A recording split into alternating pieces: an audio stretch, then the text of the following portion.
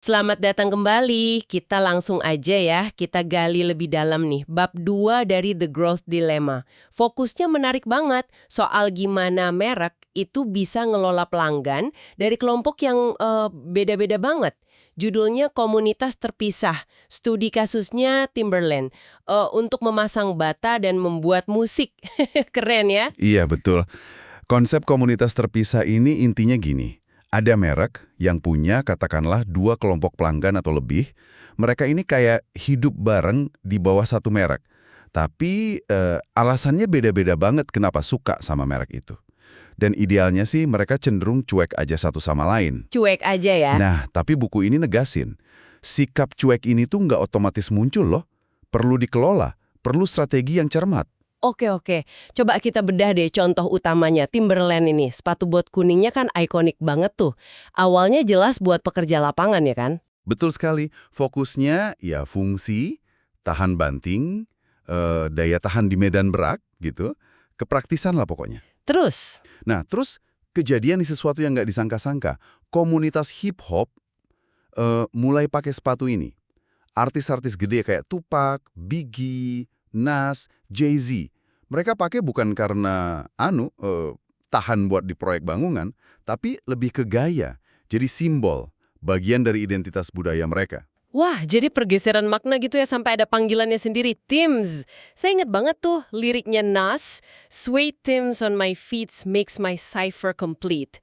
Ini kan jadi ada dua dunia yang kontras banget ya di bawah satu atap merek, pekerja bangunan sama ikon hip-hop. Persis. Tapi di buku juga disebutkan kalau Timberland awalnya kayaknya nggak nyaman ya sama ini. Ada keraguan di dalam, malah ada tuduhan mereka sengaja jaga jarak dari konsumen kulit hitam. Itu kan sensitif ya? Iya memang. Itu nunjukin betapa rumit dan sensitifnya situasi kayak gini. Keraguan internalnya itu nyata. Mereka mikir, wah, citra fungsional kita bisa rusak nggak ya gara-gara asosiasi sama fashion ini? Terus di luar, persepsi orang kalau mereka jaga jarak itu juga, wah, bisa jadi krisis. Jadi ngelolanya emang harus hati-hati banget. Terus gimana dong caranya mereka bisa berhasil ngelola ini? Kuncinya apa? Kuncinya itu ada dua, setidaknya menurut buku ini. Satu, pemisahan yang disengaja. Dua, makna inti merek yang cukup fleksibel atau luas gitu. Pemisahan, maksudnya gimana tuh? Dipisah iklannya atau gimana? Bisa jadi, pemasarannya beda jalur, pesannya disesuaikan. Mungkin malah ada variasi produk yang sedikit beda buat tiap segmen. Intinya, biar pengalaman tiap komunitas itu terasa pas buat mereka. Tanpa terlalu banyak tumpang tindih yang bikin bingung. Oke. Terus soal makna inti merek yang fleksibel itu? Nah, nilai inti Timberland kayak ketahanan, keaslian, warisan, itu ternyata bisa nyambung kedua kelompok ini. Walaupun cara ngartikannya beda ya. Pekerja lihatnya ketahanan fisik sepatu. Komunitas hip-hop mungkin lihatnya sebagai simbol ketangguhan mental. Atau keaslian gaya hidup urban gitu. Oh, jadi interpretasinya bisa beda tapi dasarnya sama ya? Betul. Tapi ini butuh sumber daya loh. Butuh disiplin internal yang kuat buat ngejaganya. Jadi bukan cuma nambah pelanggan baru, tapi bener-bener ngelola ekosistem mereknya secara aktif. Jadi nggak sekedar, oh ada pasar baru, ayo ambil. Tapi mikirin juga gimana biar pasar lama nggak keganggu, gitu ya.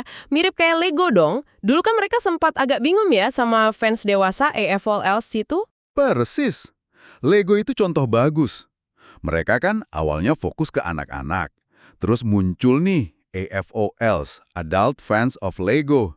Sempat diabaikan, tapi akhirnya mereka nemu cara buat ngelayanin AFOLs ini sebagai komunitas sendiri.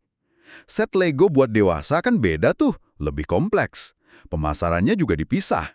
Iya benar. Contoh lain yang lagi rame banget belakangan ini, Stanley, botol minum itu. Oh ya, Stanley Quencher. Nah, itu dia. Tiba-tiba kan booming banget di kalangan ibu-ibu muda, perempuan muda, gara-gara warna-warninya itu. Padahal pengguna tradisional Stanley kan biasanya orang yang suka kegiatan outdoor, butuh termos yang super tahan banting. Jauh banget ya bedanya. Jauh banget. Tapi ya kalau lihat antrian di toko-toko, jelas ngelola lonjakan popularitas mendadak kayak gitu ada tantangannya sendiri juga. Gimana caranya biar kedua kelompok ini tetap ngerasa diurusin dengan baik? Oke, jadi kesimpulannya strategi komunitas terpisah ini potensinya gede buat pertumbuhan. Tapi rumit ya. Banget. Perlu pemisahnya jelas, Dan mereknya sendiri harus punya makna dasar yang bisa melar tapi nggak putus. Dan nggak bisa asal asumsi mereka bakal cuek aja ya. Nah, itu poin penting banget. Jangan pernah berasumsi kelompok-kelompok ini pasti bakal cuek satu sama lain. Asumsi itu bahaya. Merek harus proaktif mengelola ini, memastikan komunitas-komunitas ini bisa hidup bareng lah secara damai di bawah payung merek yang sama. Wah, jadi mikir nih, kira-kira merek mana lagi ya yang lagi ngalamin tantangan kayak gini? Atau mungkin malah ada yang pernah gagal total? Apa ya yang terjadi kalau dunia terpisah ini tiba-tiba aja gitu, tabrakan? Menarik buat dipikirin ya. Sampai ketemu lagi di pembahasan kita berikutnya.